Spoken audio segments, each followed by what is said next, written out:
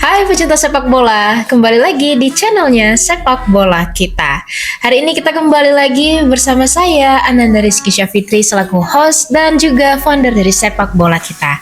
Dan tentunya hari ini kita nggak bakal bincang-bincang soal hanya timnas saja ya, melainkan ada hal-hal yang menarik perhatian kita untuk yang kita bicarakan hari ini. Dan tentunya kostum kita hari ini dan saya ya tentunya sebagai host hijau-hijau. Dan nggak sendiri, tentu ditemani dengan narasumber kita yang sudah duduk manis di sebelah saya, ada Bung Yoel yang sudah berhadir dengan saya pada hari ini menggunakan kostum hijau-hijau juga. Dalam rangka apa nih Bung? Hijau-hijau. Karena kita temanya juga ini ya. Kemarin itu punya baju hijau ini dalam rangka apa nih Bung? Iya, ini kan kebetulan ya kita rekaman ini ya. Pas bertepatan dengan ulang tahun PSMS Medan. Ya Bung ya. Ya, ini sebuah tim yang cukup melegenda dan lagi berjuang juga di Liga 2 Indonesia. Liga 2 Indonesia. Oke, jadi kita ucapkan selamat selamat milad ya, selamat milad, selamat ulang tahun kepada PSMS Medan. Iya, kepada PSMS Medan. Semoga semakin berjaya dan bisa tembus ke Liga 1. Oke, teman-teman pencinta sepak bola semua, hari ini kita bakal bincang-bincang soal timnas tentunya. Dan gak hanya seputar prestasi, tapi juga ada hal-hal kontroversi yang menyita perhatian kita sebagai pecinta sepak bola nasional nih. Nah, apalagi yang menyita perhatian kita itu adalah pemain-pemain muda ya Bung ya. Betul. Ada Fadly Alberto. Iya. Ya. Hengga. Keren namanya. Fadly Alberto Hengga. Iya, pemain namanya. muda asal Indonesia berumur 16 tahun, Bung. Sudah masuk usia 19. Oke, berat tapi akan di ini ya Bung ya, akan direncanakan untuk masuk ke U20 kemarin ya. Sudah masuk Ya, tapi ada kejadian dan kontroversi. Betul. Oke Bung, nggak usah lama-lama. Langsung ke topik utama. Kita sama-sama tahu ya. Ya. Kasus dari Fadly Alberto Hengga adalah tendangan kungfunya. Wow, luar biasa nih Alberto nih. Tendangan kungfunya kemudian viral di jagat media dan juga menyita perhatian dan akhirnya menyebabkan dia dicoret dari timnas U20. Bagaimana Bung melihat kasus ini nih Bung? Ya, pertama ketika muncul di video ya, terkejut juga gitu. Rupanya Fadly ini selain pandai main bola juga pandai main kungfu. Pandai sepak ya Bung ya. Terjangnya luar biasa gitu. Oke. Dan banyak orang menyayangkan memang peristiwa itu, apalagi dia pemain potensi, striker timnas U17 dulu, sekarang U19 ya. Banyak orang menaruh harapan ini akan menjadi pemain hebat di masa depan. Sudah hebat karena dia sudah menembus Piala Dunia dan bisa mencetak gol di ajang Piala Dunia U17. Iya. Ini kan karirnya cukup cemerlang berarti. Iya, ya. Tapi sayang insiden itu terjadi dan semua orang menyayangkan. Ya, termasuk mantan pelatihnya sendiri. Nova Arianto. Nah, berarti Bung melihat ini bukan sekedar kesalahan biasa ya Bung ya, untuk sebuah pemain yang sudah berskala, yang maksudnya sudah menembus internasional. Betul. Ini bukan semata-mata ini ya kesalahan-kesalahan yang biasa, melainkan kesalahan yang fatal ya Bung. Iya, hostnya agak grogi hari ini. Enggak, saya pun heran kenapa gitu. Pertama kan pemain muda ini kan tidak hanya soal skill, soal kemampuan mengolah si kulit bundar, itu yang pertama yang penting ya. Tapi juga soal mentalitas. Mental ini memang sangat rawan sekali di usia-usia muda belasan ini kan. Bukan hanya di lapangan saja ya. Kalau itu saya bilang ini peristiwa yang terjadi di luar lapangan dan ketika si pemain tidak main malah pakai kostum pemain pengganti ya, peristiwa itu. Dan ya sangat sayangkan. Nah, ini saya pikir usia-usia muda, pemain-pemain muda yang penuh talenta, ya kan, selain diasah soal keterampilan bermain bola juga soal mental, ya kan. Ini kan soal bagaimana dia memanage ya emosinya, ya kan, mengatur ritme diri dia dalam hal-hal yang mungkin biasa dalam pergaulan sehari-hari, tapi dalam olahraga ini hal yang ada aturan-aturan yang ketat. Oke. Apalagi di sepak bola. Iya. Bung jangan ikut grogi lah, mentang-mentang saya ikut grogi. Iya. Oke. Agak prihatin saya dengan Fadly Alberto Hengga Iya, ini kan. karena disayangkan sekali ya Bung Betul, ya. betul. Karirnya yang cemerlang harus tersia-sia begitu saja dengan satu kesalahan yang fatal. Ya memang dia gitu kan ya. dicoret di timnas U20 iya, dan PSSI juga banyak suara-suara yang meminta dia supaya di blacklist ya, Blacklist. tidak boleh lagi main. Kalau saya pribadi ditanya, saya malah nggak sepakat dengan itu. Kenapa Ini, gitu, Bang? ini usia muda, ya kan. Hukuman perlu bagi Alberto. Fadly Alberto Hengga akibat tindakan, tapi membunuh karirnya, saya pikir juga bukan keputusan yang yang tepat gitu. Jadi boleh dia dihukum, tapi ya Kita tidak mungkin boleh. hukuman itu menjadi pelajaran bagi dia agar dia bisa menjaga sikap, menjaga Cukup menjadi pelajaran saja. pelajaran bagi dia. Jangan kemudian karirnya diputus. Anak ini punya potensi dan kita tahu kan juga dia muncul dari keluarga yang sederhana. Dia berharap sepak bola ini bisa merubah nasib keluarganya gitu. Benar. Dulu kan viral tuh, rumahnya sederhana. Fadly Alberto ya Bung ya. Betul. Oke. Bung tadi ada menyinggung juga soal pemain muda. Nah, ini rentan sekali memang di usia-usia belasan Betul. ini Emosi mentalnya teratur. terganggu gitu ya. Nah, menurut Bung apa yang menyebabkan faktor itu Bung? Ya selain faktor usia muda memang, tapi juga cara mengelola mereka di lapangan. Dan memang kalau pelatih-pelatih untuk usia-usia muda ini bukan hanya pelatih-pelatih yang bisa mengatur, melatih bagaimana cara menendang, bagaimana cara passing, bagaimana cara macam-macam dalam teknik sepak bola, tapi soal mental. Ini penting gitu, pendekatan gitu. Dulu ingat ya waktu Bima Sakti sebagai pelatih U16 ya. U16. Ya dia bawa pemainnya sholat jemaah bagi muslim. Benar. Kemudian dia melakukan pendekatan yang cukup emosional gitu. Nah, saya pikir ini kan peristiwanya kan berbeda ketika Fadly Alberto Hengga ini kan bermain di Bayangkara United U20. Oke. Di klub ya Bung di ya. klub itu, bukan di timnas ya. timnas. Saya nggak tahu apakah pelatih Bayangkara United melakukan itu juga dalam konteks Fadly Alberto Hengga ini. Dan kalau kita tahu kan peristiwanya kan ada pemicunya juga gitu kan. Menurut pengakuan Fadly di media sosial dan juga dia sudah mengatakan ada unsur rasis yang menimpa dia. Tapi apapun itu sebagainya, saya pikir apa yang dilakukan Fadly tetap salah. Tidak sebaiknya seperti itu. Betul. Ya Bung ya. Oke Bung, kita cukuplah sepertinya membahas Fadly Alberto Hengga. Fadly ini dan sudah dikeluarkan dari timnas. Saya mungkin udah keputusan yang final dan banyak orang menyayangkan. Dia cukuplah dihukum secara sosial ya oleh masyarakat ya kan. Saya pikir sekali lagi saya berharap PSSI bisa mempertimbangkan karir anak ini, masih muda. Hukuman perlu ditegakkan, tapi tidak membunuh karir Fadly Alberto Hengga. Kalau dia menonton ini ya podcast kita ini, mudah-mudahan Fadly ini bisa melihat doa orang gitu. Sebenarnya dia orang banyak berharap ini pemain hebat di masa depan. Jangan sia-siakan skillnya. Iya, betul. Ya. Oke, pecinta sepak bola semua, kita kembali ke segmen timnas Indonesia nih, Bung. Oke. Tadi pengantar saja. Tapi sudah terbawa arus emosi kita ya. Sudah mulai ini ya, Bung ya. Sudah mulai panas sepertinya nih. Dan makanya kita masuk ke sesi timnas nih. Oke, Bung, hasil sebentar, timnas mana ini? Timnas U16. U17. Maaf ya, U17 Bung. Piala AFF U17 yang baru kemarin digelar di Jawa Timur ya Bung ya. Iya. Dan sayangnya Indonesia harus tersingkir di babak grup. Selalu sayangnya ya. Selalu sayang kita sama timnas. Iya, selalu sayang. Tersingkir. Kalau ada lagunya apa tuh Bung yang walaupun Indonesia selalu kalah itu? Waduh, saya nggak hafal. Oke, Bung, kita beralih ke timnas U17 ya. Hasil dari Piala AFF kemarin yang 2026 U17 Championship cukup mengecewakan untuk pecinta sepak bola nasional. Nah, apa yang menyebabkan faktor kegagalan dari timnas U17 ini? Iya, faktornya memang karena kalah ya, karena gagal. Bukan, maksudnya apakah kurang konsistensi? Banyak faktor. Mudah kehilangan fokus dan mental pemain yang sebenarnya belum stabil. Ya, kalau Kurniawan kan di berbagai media dia sebut dia menerima pemain ini ya kan sudah ada kiat, kata orang Medan, sudah terbentuk. Bukan dalam tanda petik, bukan dia langsung yang mengelola dari awal kan begitu pengakuan dia. Nah, kemudian juga uji cobanya juga terbatas ya. kemarin baru 2 kali dicoba dan alhamdulillah kalah. Ya, cukup prihatin kita. Alhamdulillah Kemudian kalah ya. rentang waktu dia untuk masuk ke Piala AFF U17 kemarin juga sangat terbatas waktunya.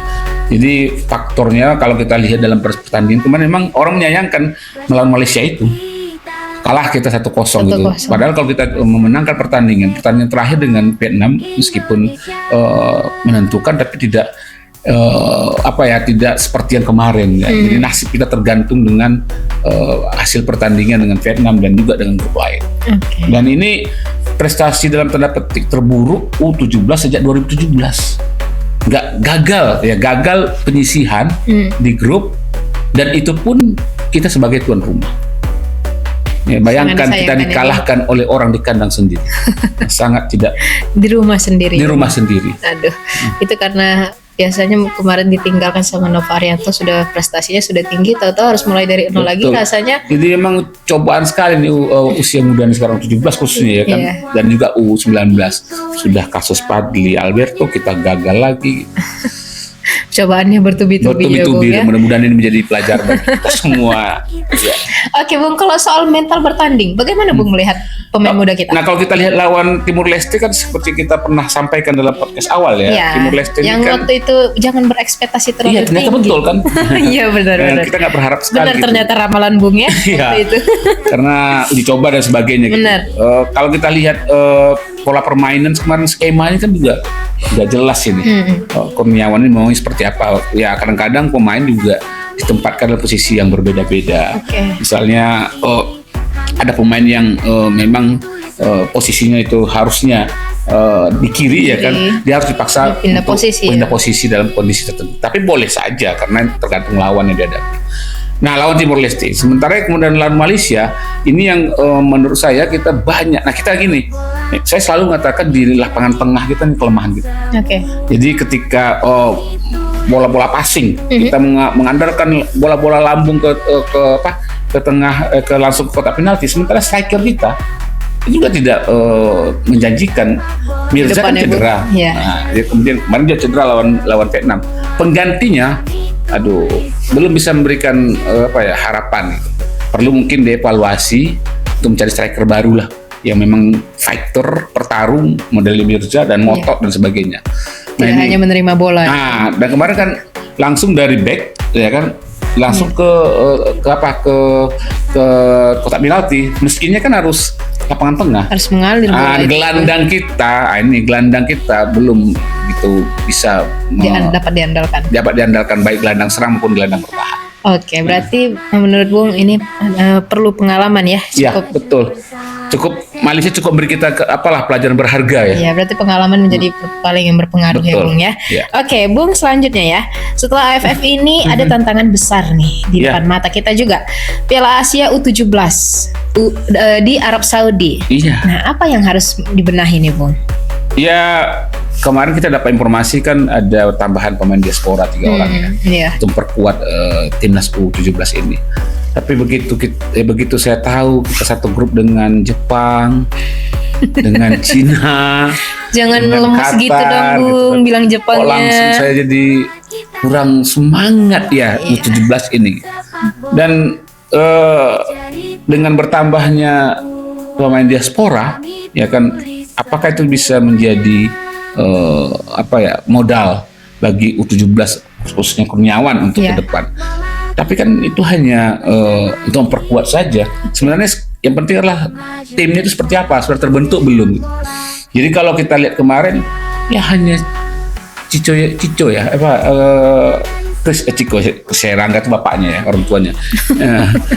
Cico Jericho ya kan, Yarangga yang saya pikir mobile lumayan. Kemudian juga ada pemain dari Bali United ya kan, kaptennya yang barangkali bisa diandalkan. Tapi pemain lain saya melihat itu kalau ketika lawan Vietnam ya, kalau begitu bola sampai ke pemain Vietnam itu nggak mantul bolanya.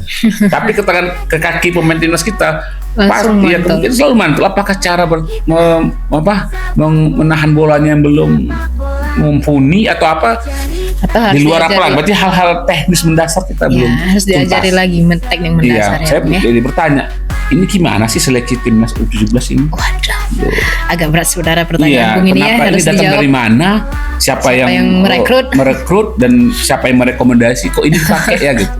Dari mana datangnya Datang pemain-pemain dari ini? mana gitu? Apakah tidak ada lagi pemain-pemain hebat lainnya? Oke. Pertanyaan-pertanyaan besar ya. Semua harus ditanyakan ya Iya. dengan kondisi pencapaian yang masih sangat-sangat kurang ya, Betul, Bung. Oke, Bung, kan tadi ada Bung beberapa ada sampein, ada yang harus dibenahin tuh ada pemainnya, ada mentalnya, Iya. ada taktiknya. Kalau yang paling prioritas yang mana menurut Bung kira-kira? Mental Untuk bermain. mental bermain ya. Kalau untuk kita lihat- menghadapi di Piala Asia U17 nanti. Betul. Kemarin kan orang katakan ini kan jam terbang pemain Iya. timnas U17 ini masih rendah.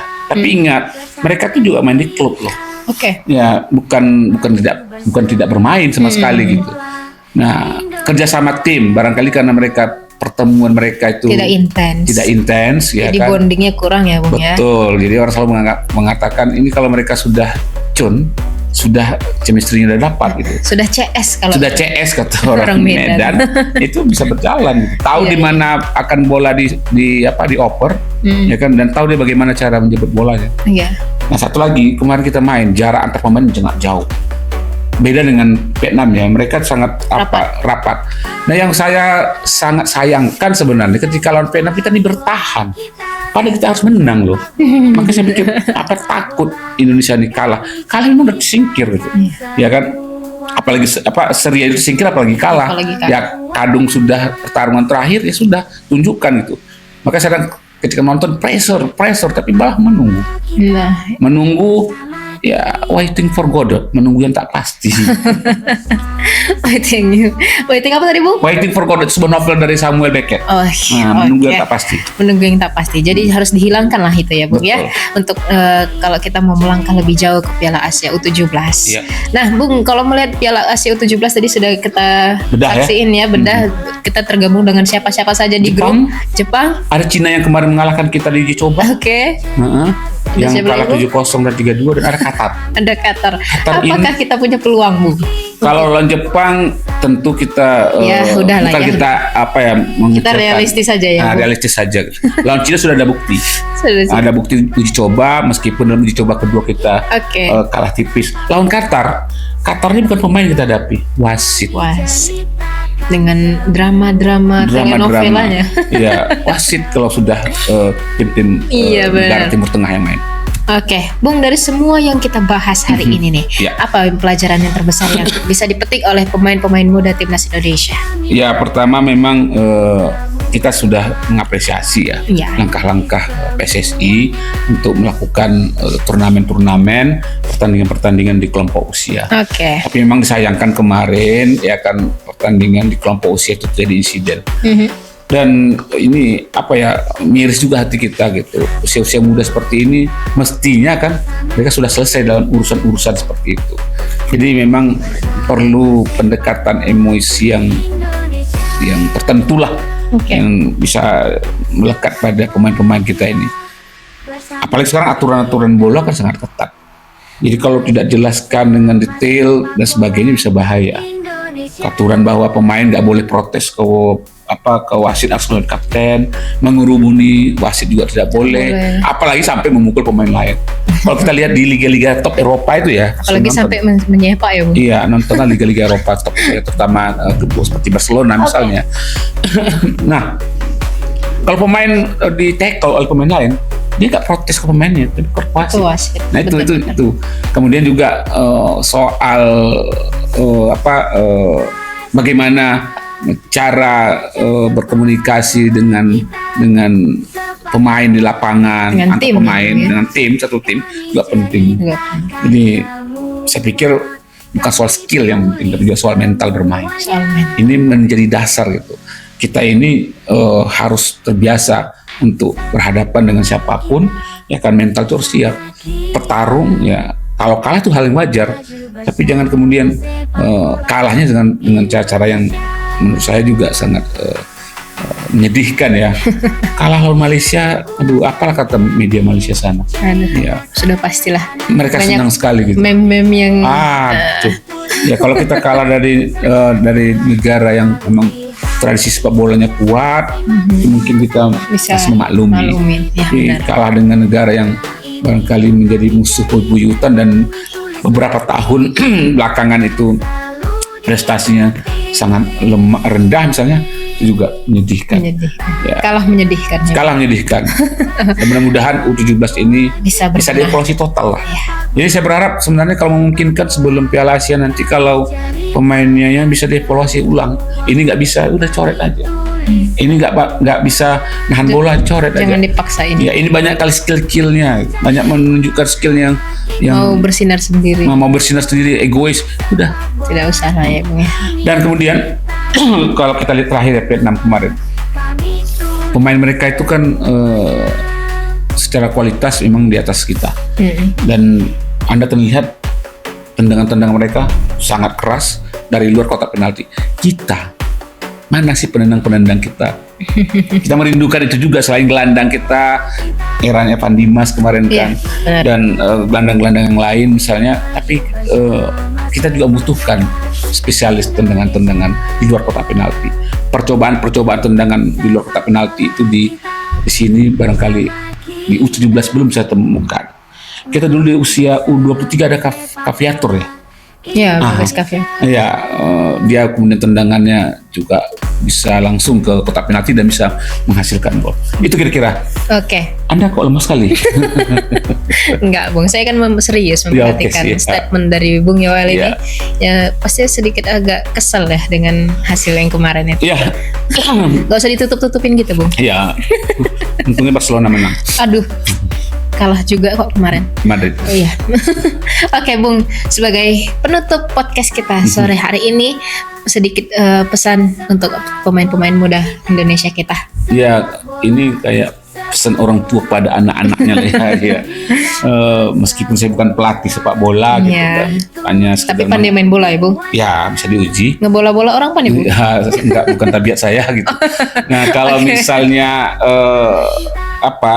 pemain-pemain muda ini, pesan kita memang berharap begitu mereka dipercaya, apakah di klub, ya kan, apalagi di timnas, Timnas. ya itu yang perlu mereka pikirkan masa depannya. Oke. Ini tempat mereka untuk berkarir, ya kan, jangan sampai tempat dia berkarir itu kemudian dia korbankan. Korban. Ya, saya kemarin berandai-andai kalau misalnya Fadli Alberto Hengga ini di blacklist oleh PSSI, kan praktis dia tidak bisa main di kompetisi apapun, Ya. bahkan di klub manapun. Ya, sebaiknya dia pindah negara barangkali ya, mungkin bermain di Liga Malaysia, ada di Brunei gitu. Kalau hanya sekedar untuk Bermain di klub. bermain di klub dan untuk persoalan-persoalan ekonomi. Tapi ini tidak seperti itu. Jadi mental bermain itu harus menjadi hal yang utama. Dan kalau mau latih anak-anak muda ini juga harus pendekatan emosional. Iya, tidak hanya pendekatan bisa. skill. Iya. Jadi harus didekati secara emosional, maunya seperti apa gitu. Karena mentalnya kadang masih berubah ya. Labil. Labil. Mungkin Anda mengalami situasi Ya, itu. Saya pasti. juga mengalami itu, Pasti. labil gitu kan di usia-usia seperti itu. Nah, kalau udah labil itu maka pendekatan emosional yang harus dilakukan. Nah, kita perlu pelatih-pelatih seperti itu. Oke, berarti tetap yang paling utama mental ya, Bung ya. Betul. Oke, sekian Bung podcast kita hari ini Ya. soal timnas, soal siapa Bung? Fadli Alberto. Hengga. Dan Iya, juga jangan Hengga. lupa Apa tuh, Bu? U19 di Medan U19 sudah mulai dekat. sudah mulai dekat. Jangan lupa nonton. Jangan lupa nonton ya.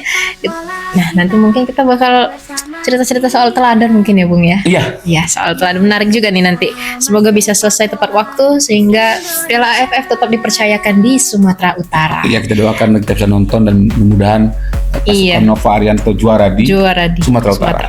Oke, teman-teman pecinta sepak bola semua, hari ini kita sudah ngobrol-ngobrol, sudah bincang-bincang bareng Bung Yoel ya seputar agak cadel sedikit ya Bung ya. Berputal-putal ya. Oke, seputar timnas Indonesia, seputar Fadli Alberto Hengga. Nah, kita harapkan yang terbaik pokoknya semua untuk timnas kita, untuk Fadli, untuk PSMS juga hari ini yang sedang berulang tahun. Iya. Teman-teman pecinta sepak bola semua bisa langsung saksikan seluruh konten-konten sepak bola kita di short video YouTube, di platform media sosial lainnya, dan juga jangan lupa di like, di komen, di share, dan di subscribe. Bye, see you teman-teman pecinta sepak bola semua.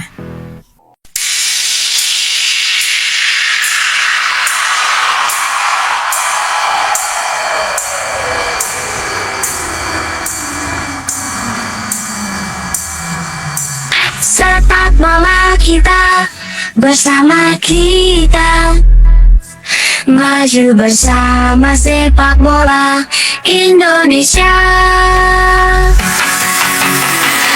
Baca dan simak ulasan kami, cerita sederhana ini kami cerita, kami tulis lagi, sepak bola selalu di hati. Baca dan simak ulasan kami, cerita sederhana ini kami cerita, kami tulis lagi, sepak bola selalu di hati.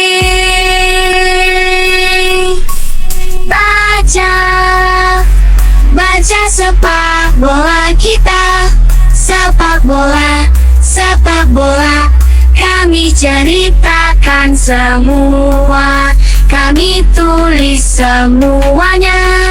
Baca, baca sepak bola kita, sepak bola, sepak bola kami ceritakan semua, kami tulis semuanya.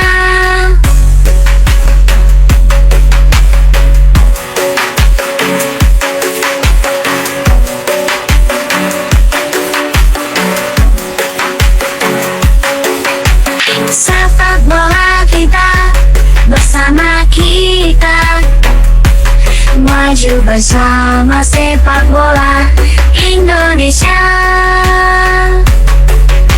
Sepak bola kita, bersama kita maju bersama sepak bola Indonesia.